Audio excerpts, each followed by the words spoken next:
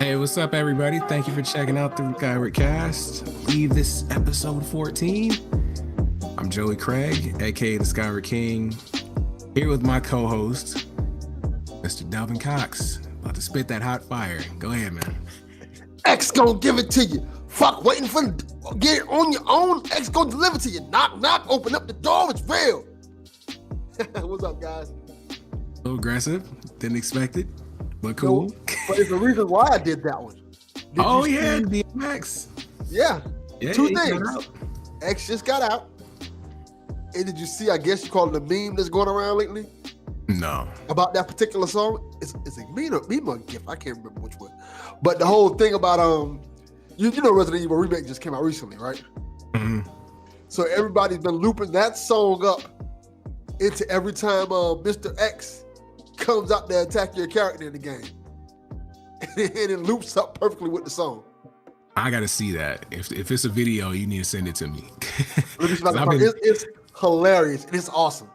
I've been seeing some videos about that game, man, and I'm not a big fan of survival horror games, especially the classic ones where it's slow and kind of. I mean, I'll take that over the jump scares of like an Outlast. Ignore that. But pause. That's DMX calling. Yeah. Hold on. I'll edit this out. Knock, knock, open up the door. It's real. Okay. I'll stitch all that stuff back together. Won't even know. Nah, but what I was saying was, what was I saying? Dang. You was talking about how Resident Evil Remake looks. Oh, yeah. Okay, so yeah, I mean, that looks pretty interesting, and I'm not even really into those kind of games, especially not, but I'll take those over, like Outlast, where it's just the first person, real slow, and you get all the jump scares and all that. But it looks pretty nice. You bought that? Yeah, it's excellent. It's excellent. It's plays very good, and it's how you remember Resident Evil 2 playing and being. It's not how it really plays. It's how you would remember and how scary it is and everything with it. It's a really modernized, excellent game. One of the things I always like about the Resident Evil games, as opposed to things like Outlast, is the fact that, silliness aside, Resident Evil is a little bit more realistic in terms of the fact that, let's say if you have a bunch of zombies coming after you, you're gonna try to fight back. Mm-hmm. One way or another. With the Outlast games, you just have to run away, so there's no way to fight back. You just have to run away if they catch you. That's essentially it.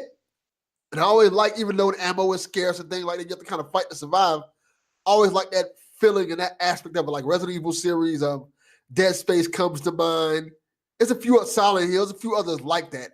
I've never been a fan of the games where you just have to run away from the guy when you see him and things like that. Oh, yeah, that's no fun. But I never even got that far in the Outlast to even know how the mechanics go. I got scared. I think at like maybe 2 minutes in, I was like, nope, no, thank you. I just deleted it. That's not my vibe at all, man. But real quick, I don't think we rarely talk about like going to a game conversation. Like we talk about industry politics and stuff like that. But I just want to ask, like, what was your favorite throwback PS1, PS2 era game, since Resident Evil is a remake? Resident Evil. It's between Resident Evil and Metal Gear Solid. Well, and of course Final Fantasy VII. Those are my top three. In terms of PS1 games, those are my go-tos right there. That's one of the reasons why I wanted to get a PS Classic so bad, because I wanted to go back and play those games in its original format. What about PS2? PS2, it's a few of them. The funny thing about PS2 is there's not many that I remember like those PS1s again. I want to say Resident Evil 4, but that's kind of cheap because it came out on GameCube first. I mean, it still counts though. Yeah, Resident Evil 4, what is it? Metal Gear Solid 2 Sons of Liberty is another one. And Grand Theft Auto San Andreas. Solid. My collection of games, it was just nothing but platform action adventure games. You know, I loved Ratchet and Clank. Still love it to this day. I'm still upset that I haven't gotten a chance to play the remake or reimagining for PS4. But I love that series on PS2 and in the PS3. Jack and Daxter is still one of my favorite series of all time. I just loved how the series went from being so, you know, bright and happy to being this like grimy like underworld story of like of rebellion against the government. And it was like, I think that was part two, and then part Yeah, three it was like, it was crazy. Like it went from being this lighthearted E for everybody T to a T game, you know. And it was unexpected, but it was a smooth um transition that I really appreciated. And I've been waiting for a sequel ever since, you know. And it just, I don't know if it's ever gonna happen, man. But with the graphics that they have today, and from what we've seen with Ratchet and Clank, like there's a demand for that. Like, did you play the remake, quote unquote? what do you mean? The Ratchet and Clank remake, the one that came out on No, no, PS4. no. I didn't get a chance to play it, but I was You just should going play that. based off of say I would love to. I don't have a freaking PS4. Times are You hard, man. I got don't an have a Xbox PS4? One. Oh, we need to fix that. You need to get a PS4, man. That game is awesome. It is exactly what you're talking about. And I honestly think that game's gonna get a sequel. Hands down, I think that game's gonna get a sequel too. I think Oh eventually, yeah. because of the researching of these type of games, with the whole Crash coming out and the Spyro and both of those games doing good, and Crash Team Racing now is a thing. I think you're gonna get a Jack and Dexter game. I don't think it's gonna be made by Naughty Dog, but I think you're either gonna get a Nah. remake, collection, or something of Jack and Dexter. It's gonna come out. I don't, like I said, what it's gonna be, I don't know, but I think you're gonna get something sooner. Maybe the next, if not for this console generation, the next console generation. It needs to be. It has to be Naughty Dog, or it won't be legit. Like they tried that with they tried that on PS2 for like a fourth, and people like they kind of appreciated it, but it felt like something was missing. It was like the heart and soul just wasn't quite right. You know what I'm saying? I want it to be brought back. I mean, maybe after Last of Us 2 or something, you know, just go back and give us that. And like, I mean, like I was saying, just like with the new Ratchet and Clank, didn't they say that was like one of their best selling games? I Yeah, mean, of course, that that's was why I said it's 100% gonna get a sequel because it did so well. And one, the price point was awesome. The price, I think it was $40. so if they, I think you're right. I think it was. It was So $40, and then on top of that, it came out at a time where there was nothing out. so perfect window, perfect price. It was they planned that out right. I can't wait to play it. It looks crazy. And yes, it does give me hope for that. You know what I'm saying? But Naughty Dog needs to stop playing. Like, you know, they honestly, I think it's the change of pace that they need. You know what I'm saying? Like we got enough Uncharted's, we got the Last of Us. I think they might need to take a little step back and give us something different. And this might be it. It's definitely it. This is what I need. I've been waiting for this for like, I don't know, 12 years or something crazy. I don't think Naughty Dog's gonna do that though. Honestly speaking, I think Sony is gonna make another Jack and Dexter game, but it's not gonna be by Naughty Dog. It's probably gonna be by people who made the Ratchet and Clank remake, if anything. Because Naughty Dog just seems like they're in such a different place right now in terms of that's not what they want to make anymore, You which think sucks. Insomniac would take over? It's possible. I wouldn't doubt it.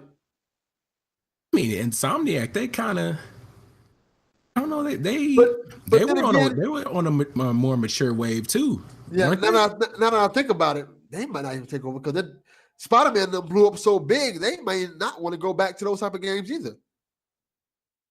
Spider-Man was a huge hit. Yeah, but you got to go back to something of their own eventually, you know. Not necessarily. Rocksteady has made their career off making Batman games. That's all they make now.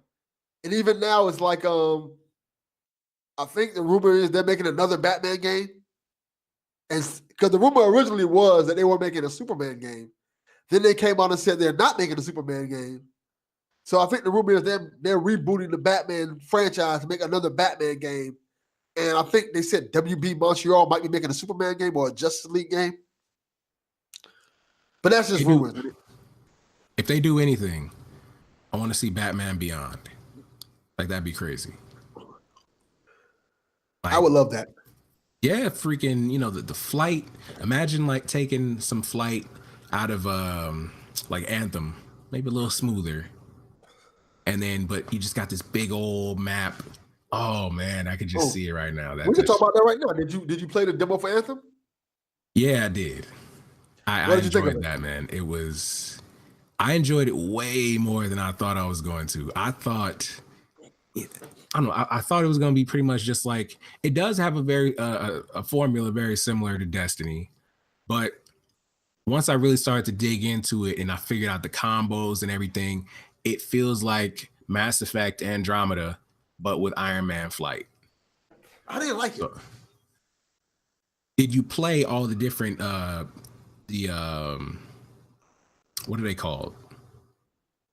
Dang it, I keep forgetting what the freaking the suits are called. No, I didn't. That I can tell. I didn't play all the suits. I may have played 30 minutes of it or something like that. And I didn't like how I guess you're in a hub, and the hub is in first person. When you're walking around like the town and stuff like that and talking to people. Yeah. Like, oh, this is god awful. So I hope that. Go ahead. And I'm a big, when it comes to those type of games, I'm a big storytelling fan. Like the Mass Effect games are my jam. They're like one of my favorite series of all time. I like the story elements of it and the cinematography of how those games look in terms of like when you're playing Mass Effect and you're talking to other characters, it looks like a movie scene almost. And when I didn't see that in this game, I'm like, it's just like, oh, go get this box or go do this. It feels more like how the Fallout games handle storytelling. I've never been a big fan of that. It's okay, but I'm like, yeah, it didn't wow me. Yeah, story wise, yeah, it really didn't. I liked the little situation, between the main character and Matthias. Like, it was like the cut scene was like live action, and that was kind of interesting. You know what I mean? How he was split into 3 characters, and that was kind of interesting. So it was like, if I could see more of that going on, I wish the place was bigger. You know what I'm saying? I feel like, I feel like they didn't have enough time to really do the game the way it was supposed to be done. And it might expand, I'm sure they're gonna have expansions and it'll probably get bigger over time. I did like that all the content that comes in the future is supposed to be free. So that's a big point, where it's like, okay, I can see myself picking it up just for that point. So I'm not in that same situation with Destiny where everyone leaves me behind because at that point in time, I didn't have the money, or I just didn't want to have to drop $40 for another expansion when I just paid for a $60 game. So they do need to get me on the story, but I would look, if you get a chance to check it out again, you got to try all the different javelins. You got to try all the different javelins, like, because it completely changes the game. Okay. Let me ask you this. This is a moral conundrum that I'm going to deal with eventually when it comes to that game. If you don't remember, BioWare has been in kind of trouble lately because Mass Effect Andromeda didn't hit like it's supposed to hit. Mm-hmm. And now you got Anthem, which is this huge game that EA's invested a lot of money in. And let's call a spade a spade. EA hasn't been too hot lately. People have not been liking EA games. So I kind of look at it like, do I give this game a chance? Or I just say, nah, I don't think, because gut is I'm not going to like the game. But if I don't give this game a chance and BioWare fails because of it, because there's a good chance that BioWare might become no more if this game flops like hugely. Yeah. Andromeda didn't do good at all.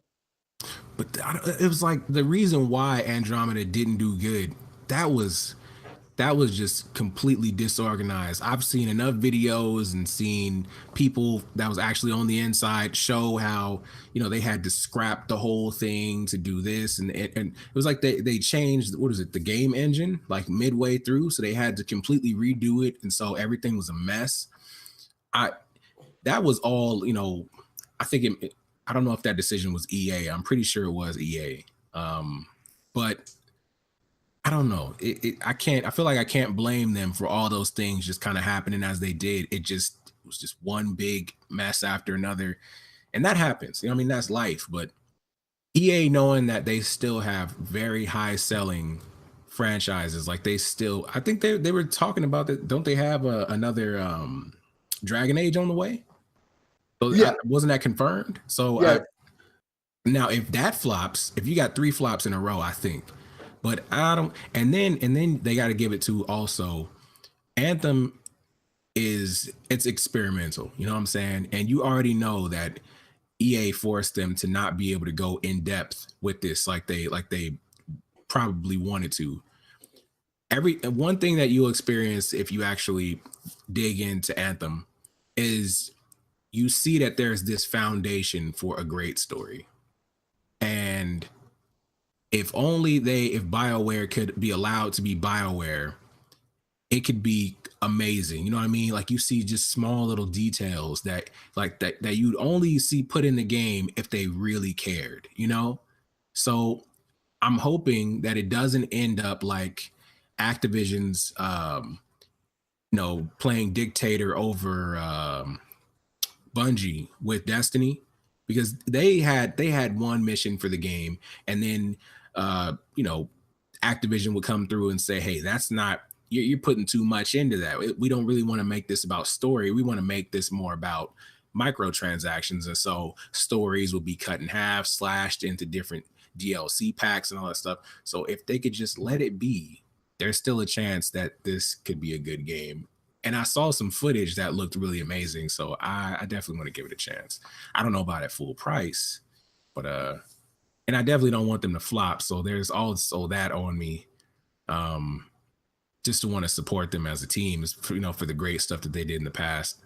So yeah, and see, when I think about it, the first thing that comes to my mind is Telltale. Love or hate Telltale. Telltale went away because not enough people were supporting it.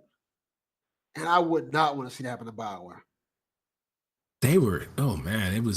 Their situation was, they took on too much weight and they kept releasing every game with the same formula. I guess they were hoping that because the story of each of these games is different, that's going to be enough. But the animations look the same. All the art style was the same. It was just different characters, and people, ratings for these games were really good, but people were still starting to feel like this is getting stale. I want to talk about that. Go ahead, finish. I want to discuss that, but go ahead first. You know what my problem with that was? A lot of the people who complained about Telltale games and it looks the same, this all looks the same, didn't never play the games. It was kind of like that whole Twitter versus being hyperbolic and complaining about things just to complain about things. And like, there are people like the Telltale formula was simply this. And this is what people didn't understand. Different games, they did it like basically like a Netflix style. They had different games based on what you like or not. Like if you wanted a superhero game, you played a Batman series. You wanted the kid family friendly game that was fun, you play the what is it called? Minecraft. If you want to go into a horror element, you play the Walking Dead series. If you want to, they had like different games for everything. You didn't necessarily have to pick up every game, but the story was so different and so fun to play that you would enjoy them if they gave them a chance. Like I said, they have their faults, but yeah, I think about it like this. Telltale game for only $20. $20 for 8 to 10 hours of entertainment. That's a pretty good deal.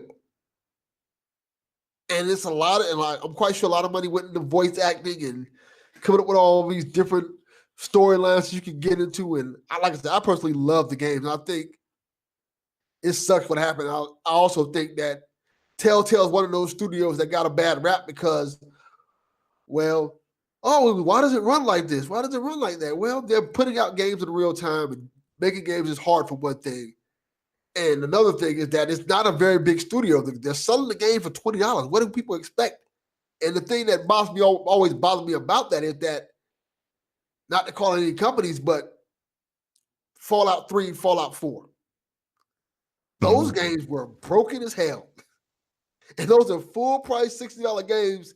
And nobody had a problem with that until Fallout 76, which was a complete mess. And people kind of accepted, oh, this is just how Fallout plays. It adds to its charm. No, Fallout's broken. And it's okay to like a game that's broken, but don't make it seem like it adds to its charm because there's elements of the game that's broken.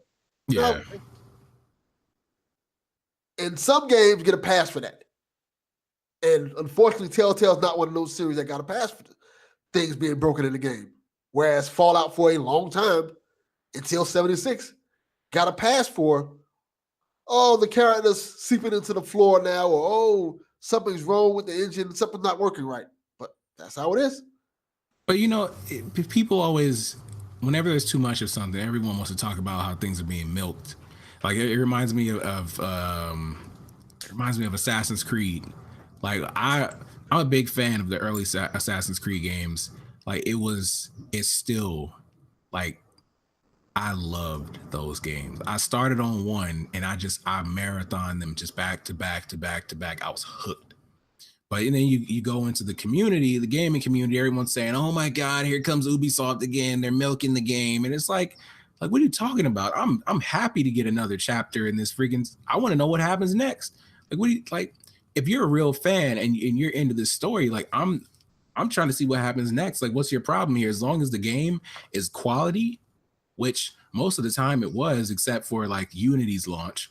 But even Unity got fixed like soon after launch. And that was Unity. The reason why it got so messed up was because they completely changed the engine.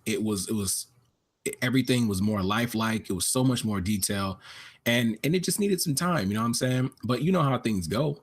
With these major companies, they pick a date and they want to put it out right there. They'll never say, okay, we're going to drop it back a couple weeks or something to really patch things up. So it came out as it was. That's not right. But I mean, I don't know. So I feel you, people always want to find something to complain about.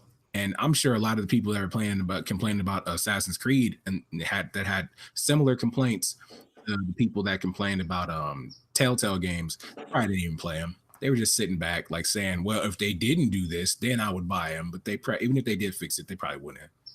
Oh, I'm glad you mentioned Assassin's Creed because I don't know if you know this. In a couple of weeks, I think, or maybe it's in March, Assassin's Creed 3, the remaster, is coming on PS4 and Xbox One. Yeah, I saw that, and man, I'm tempted. I'm tempted, but I already own it on PS3. But I mentioned that for a reason. I don't know when this episode is dropping, but right now, PSN has a sale. If you buy, well, obviously, I don't know if you know this. You have Odyssey? You played Odyssey yet? No, I didn't. Well, Odyssey in the season pass comes with Assassin's Creed 3 and Liberation. Nice. So if you buy this in the season pass right now, it's on sale for $25. So if you buy Assassin's Creed Odyssey season pass, you get Assassin's Creed 3 and Assassin's Creed Liberation when they come out, as well as all the season pass stuff, which is a lot of stuff. And more stuff is coming to it. And where is this on sale again? PlayStation Network. I think Xbox One has a sale too with the season pass. I kind of do remember seeing I don't know if it was just an AC sale or it was an Ubisoft sale. It's an Ubisoft sale. Okay. But that season pass is part of it. The season pass is regularly $40. And I think Assassin's Creed 3 is $40 alone by itself. So that's crazy. If that's the case, even if you don't have Odyssey, you might as well just buy the season pass and get 3. Me being the physical collector that I am, I'm gonna need to get that physical copy. Is it coming out with a physical copy? Yeah, I saw the advertisement. They showed the physical case, and Okay. so it comes, with 3 and Liberations, which I have Liberations HD, and that game was just stale, so I'm not really too worried about that. But three was fun, and I want to see those. They said they improved the game mechanics, and I think maybe even did like some HUD tweaks to kind of give it a more modern AC feel, like the newer games. Not too much. They're not going to completely change it because they're not going to put that much effort into a remake. It's supposed to be kind of a quick cash grab. You can tell just by the detail that they put into the game. It looks better, but they could have done way more. But You know, I like Liberation. I thought it was fun for what it was, but then again, it truth be told, it probably shouldn't have been on PS4 or PS3 for that matter, because it was a Vita game.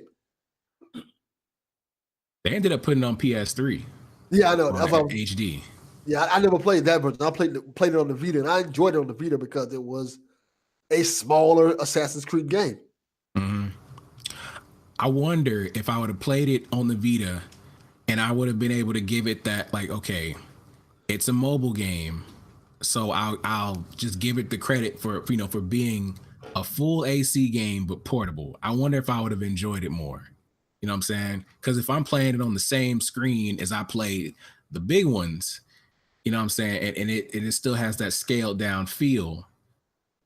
I think that's why I knocked so many points from it. Yeah, I think that's a good answer right there. I think that makes perfect sense, and I think we have to kind of hold our. Well, since we are already talking about it, do you have a Vita, Joy Craig? No. Master System, you probably should look into getting. It's not expensive right now. The collection of games on Vita is fantastic. I mean, like there's a Killzone game on there that's Mercenary that's really good. Persona 4 Golden. There's some excellent games on Vita. Vita's probably can find a Vita for $100 now. I want that PlayStation TV. I missed out on the opportunity to get one of those suckers for $20, $20. If I find mine, I'll give you mine. Really? Real talk? Yeah, if I find it, I'll give it to you. I have one somewhere. I think I have it in storage. I had it. Only thing I didn't like about it, the fact it's a good little handy system. Only thing I didn't like about it is it doesn't play all the Vita games. Yeah, the ones with touch controls and stuff. I heard there's a mod you can do to it, so that it does play some of those games. But of course, in some places you're gonna get stuck because you don't have the touch controls. But yeah, man, like, hey, I'll pay you for it, man. I just can't find one for cheap. Yeah, I gotta go in my storage and look for it. If I find it, I'll give it to you. You can have it. I don't care. It's no big deal. Oh, man. Hey, shoot, thanks. Yeah, so what's the next topic, man? I'm glad we actually got into some games. Like that was nice. We hadn't really talked about games in a minute. Well, we might as well stay on games. Now we've been talking for over 30 minutes about games. Might as well just stay on that. Hey, go ahead. What you got, man? What have you been? Is there anything you've been playing lately in particular? No. Once that Anthem demo cut off, I mean, the Xbox kind of went back into hibernation. I did download that the Division 2 beta. I haven't tried it. Oh, good. I wanted to ask you, you didn't try. I was going to ask you how did you like it because I haven't played it yet. I was curious about that. Do you have Xbox? Yeah, I have Xbox One. I barely touch it, but I have one. Do you have if you have the beta, man, we need to get on that. How do you get the beta? Look, if you friend me on Xbox and I'll send you, I'll invite you. Okay. I think you get like 3 invites. I use one of them, so yeah, I can invite you. You just gotta add me on there. Skyward King, same on PSN, all that other stuff. Well, if anybody's hearing this now, make sure you add Joey on Xbox. Yeah, get a whole bunch of random. No, it won't They're be that many. They're listeners, so they won't be random. They know you. Yeah. I'm always down to play with people, man. Especially like on co-op games, Destiny, and there was another game I'm about to get into. I need to get back into Warframe, but I still haven't got you to touch that yet, so I'm just give up on that. But I was going to ask you, are you excited for this upcoming week? Because a lot of games are coming out this week. Okay, Anthem comes out the 22nd, right? Mm-hmm. I know Crackdown comes out. Crackdown's one of them. There's a few more. I mean, is anybody checking for Crackdown? I want to play it. It looks interesting. It looks interesting if I were to play it on Game Pass. You know what I'm saying? But dropping full price for that? Like, it honestly now, it looks less fun now than the version I played 2 years ago. Okay, interesting. I never played it, so. But I don't know. Maybe it's just seeing that multiplayer kind of got to me. So maybe it's just the same, but that multiplayer looks horrible. All right, you ready for the list? It's only 4 games. Go ahead. But the fact that you said Crackdown multiplayer sounds horrible, I said, let's just move on from that. Crackdown 3, Far Cry New Dawn, Jump Force, and Metro Exodus. Are you interested in any of those games? Then a couple of days later, that's next Friday or something like that, Anthem comes out. Oh, I won't be picking up any of those anytime soon. But Far Cry New Dawn, that looks clean. That looks really clean. Kind of disappointed that the beginning of that spoils the ending for the previous one, which I wanted to play. But, it is what it is. I can just skip. That looks pretty interesting. And Metro Exodus. But I have the other 2 games that I haven't played yet. So I need to go through those and get to that. It's just kind of like Kingdom Hearts 3. Like I need to play the other 2. I'm interested in that one, but I can't play it in that order. Okay, what about Kingdom Hearts 3? You might want to just start with. If you're gonna play Kingdom Hearts 3, I would just play Kingdom Hearts 3 because unless you're gonna play all those other games, which is like 1,000 other games, Kingdom Hearts 1, 1.5, 2, 2.5, 2.5 and a quarter. No, I'm not doing that. Yeah, that's the plan. I played 1. Okay, so you got 5 more games to play. Hey, I'm down. Well, you're not gonna play Kingdom Hearts 3 till 2025. At least. Those aren't short games. I think they're 30 hours a piece. And I'm being generous when I say 30 hours a piece. But it's about the adventure, you know what I'm saying? As long as I'm having a good old time, I'm in no rush. That's true. What about Jump Force? You're not interested in Jump Force? Never been into fighting games like that. What about you? Oh, I love anime and I like fighting games, so I'm definitely gonna check it out. And plus, one of my favorite anime characters in the game, my son just told me that he's not a playable character, so that kind of made me mad. Who's that? Light Yagami from Death Note. Oh, like Death Note, huh? Death Note's awesome. Yeah, it's one of my favorite anime series. Me too. I like Death Note. I like My Hero Academia. Like Naruto, of course. I like Dragon Ball Z. I started watching what is it called? One Piece. But man, that anime is a long series. Oh, heck yeah. It's 600 episodes? Yeah. That's what makes me kind of back away from it. That's a long commitment, man. Oh yeah, and also Yu-Gi-Oh's in the game. That kind of made me excited too. I'm like, oh, Yugi's in the game. Oh yeah, I saw some footage of that. That looks pretty clean. How he fights through with the card. That looks pretty nice. So I'm actually excited for that game. My son's excited for it. He figured out how you because I got my PS4 for Christmas, and he figured out how you can share accounts while I'm playing. Because usually I had to share when I'm playing on my PS4. He couldn't play on my account. But he figured out a way so he could play on my account and I can still play on my PS4. When he can use his account, he can use my account. And I can use my account and it wouldn't interrupt each other. So we're both excited for it because we're probably going to be playing Jump Force against each other. So that's pretty cool. Hey, that's nice, man. So other than that, I mean, there was something you wanted to talk about. You want to put that in real quick or? We probably could say that for the next episode because that's going to be a long topic. Is it going to be that long, or you want to just start now? We could do it to be continued, or it's going to be long because it's a conversation. I can talk about it a little bit on here. For those who don't know, the little podcast series I was talking about to numerous people about a race and how the state of America has dropped the first episode of that, episode 85 of the Democratic Experience, is about race, and the episode's called The White American Experience. And I'm interviewing white people about how they feel about America with Trump being president, and is white privilege really a thing that they see in their lives, and just them growing up and the experiences that they feel and how they felt when Trump got elected. Some were inspired by Trump, some were like, whatever. But it was just real conversation with real people, getting down to the bottom of it. This whole series that I'm doing the next 4 or 5 weeks is kind of just talking to different races, different groups, different ethnicities, different people of sexual orientation, just figuring out how they feel about America today. And one of the reasons why I want to do it is so we can probably find a middle ground, because everybody's so negative and toxic nowadays where, oh, I hate you hate Trump, so I can't like you, or, oh, you like Trump, so you must not like America. And I kind of were like, let's try to find a middle ground between that. It's where we can get to the point where, okay, you like Trump, well, why you like Trump?